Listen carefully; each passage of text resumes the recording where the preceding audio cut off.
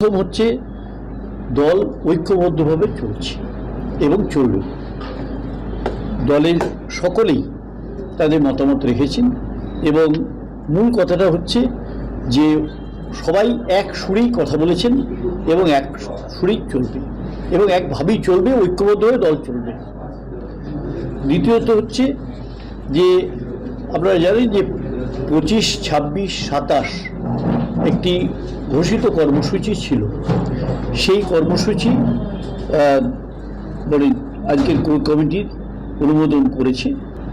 আর তৃতীয়ত হচ্ছে আরও একটি আবেদন আমাদের সমস্ত নেতৃত্বের কাছে করা হচ্ছে যে এই সোশ্যাল মিডিয়ায় বিভিন্ন রকম বিভাজন সৃষ্টি করে যে বক্তব্যগুলো রাখা হচ্ছে, কেউ কেউ রাখছেন অতি উৎসাহিত হয়ে, কেউ কেউ রাখছেন, সেগুলোকে পরিপূর্ণভাবে দমন করা হবে।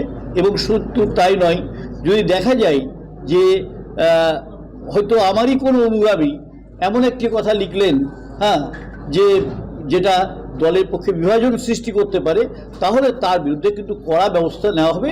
তাকে যখনই আইডেন্টিফাই করা হবে যে হ্যাঁ সে দলের কর্মী, তখন তার বিরুদ্ধে ব্যবস্থা গ্রহণ করা হবে।